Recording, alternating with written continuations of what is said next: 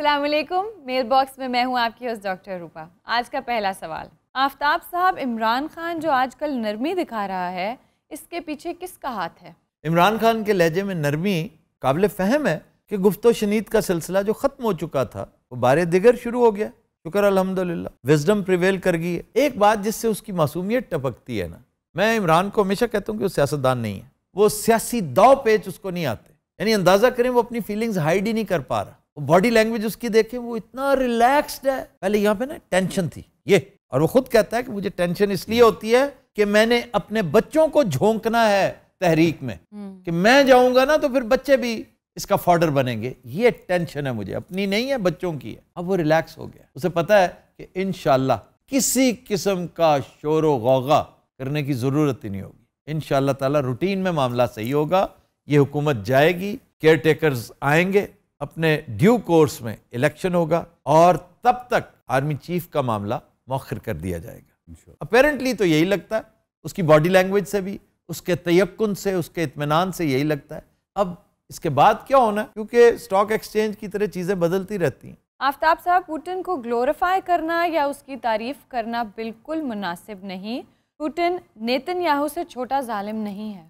आपकी ओपिनियन है, you have a right to opinion. Thank you very much. Aftab साहब, आपकी टीम ऑस्ट्रेलिया का रुख कब करेगी? यहाँ आपके शो के बहुत ज़्यादा फ़ैन बसते हैं। अल्हम्दुलिल्लाह, हमारे फैंस चार दांगे आलम बसते हैं और अल्लाह उन्हें हंसता बसता रखे। लेकिन मैं तो तभी जा सकता हूँ जब हालात इजाज़त देंगे, जब मामलात इजाज़त देंगे। अभी 2-3 प्रोजेक्ट्स हाथ में हैं जो शुरू होने का नाम ही नहीं ले रहे। कहीं ना कहीं कोई रुकावट आ जाती है। मुल्की हालात जिस तरह हैं, हमें हर वक्त विजिलेंट रहना पड़ रहा है, कहीं लाइव ट्रांसमिशन ना देनी पड़ जाए, आज वीलॉग ना देना पड़ जाए। लोग मुझसे कहते हैं, आप वीलॉग क्यों नहीं करते? ये मेल बॉक्स क्या है? ये वीलॉग की ही एक किस्म है, बल्कि हम वाहिद इदारा हैं जो ऐसा वीलॉग करता है जिसमें एक से ज्यादा लोग इन्वॉल्व होते हैं। यानी 10-10 बंदे मिलकर वीलॉग कर रहे हैं और 8-8 कैमरे पे वीलॉग हो रहा है, और 8-8 कैमरों पे हो रहा है। आप सबकी अपनी अपनी ओपिनियन है। जो कोई कहना चाहे सिंपली कहे, इजाजत ले होस्ट से कि जी मैं ये बात करना चाह रहा हूँ या चाह रही हूँ। कभी कोई रुकावट हुई है?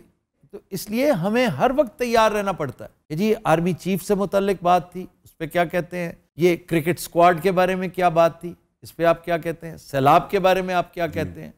तो इनके लिए हमें एक्टिव रहना पड़ रहा है। ऑस्ट्रेलिया जाना मुझे बहुत पसंद है। आप तो फैंस की बात कर रहे हैं, मेरे अजीज़ो अकारिब, मेरे फोक्स जिन्हें आप कहते हैं, they live in Sydney and Melbourne.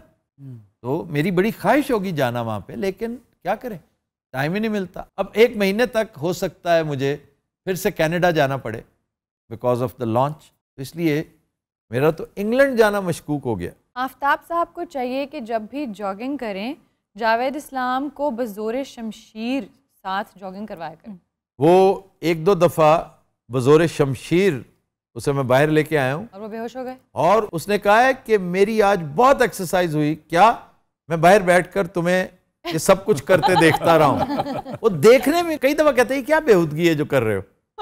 बेजोरे शमशीर नहीं हो, बुजुर्ग शमशीर बैग वेद, यानी वेट उठा के चलना। वो एक ही बात करते हैं, एक मौसम है करंदा, यानी उनके नजदीक ये सब कुछ करने का कोई खास मौसम होता है। आफ्ताब साहब, हुकूमत को सैलाब ज़दगान के नाम पर बहुत ज़्यादा फ़ॉरेन एड मिली है, क्या ये एड सही तरह यूटिलाइज हो रही है? गव्वास मोहब्बत का अल्लाह ही निगहबां हो, हर कतरा दरिया में दरिया की है गहराई।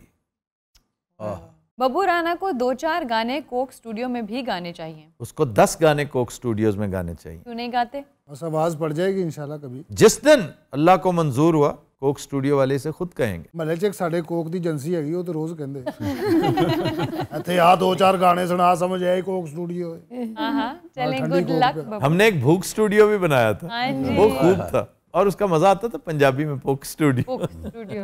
क्या मुनीर खान इस शो का दूसरा मंसर बनेगा?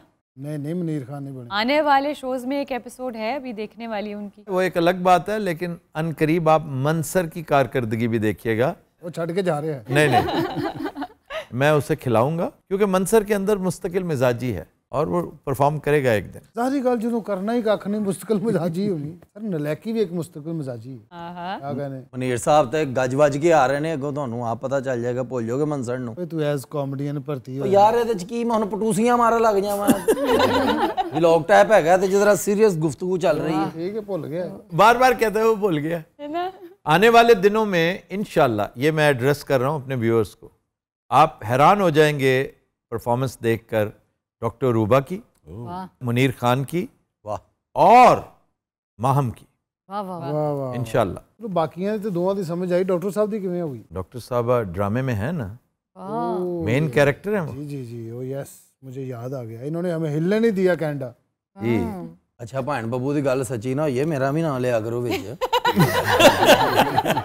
मैं भी ना सीरियस हुंदा हुजूर आप ऑलरेडी क्लिक कर चुके हैं। सुभान अल्लाह। ये उनके लिए था जिनके जौहर अभी आश्कार होने हैं। क्या बात, आपके तो हो चुके हैं। Thank you sir. ये ऐसे ही कह रहा है, इसे पता है कि इसके चाहने वाले किस कदर ज्यादा हो रहे हैं, ग्रो कर रहे हैं, और इसकी परफॉर्मेंस कितनी मैच्योर हो रही है। जी कनाडा लोगों ने मेरे कान खा रहे हैं, भाजी पुन्नू ने नहीं लिया। मैं कहा यार मेरा साला लगता हो।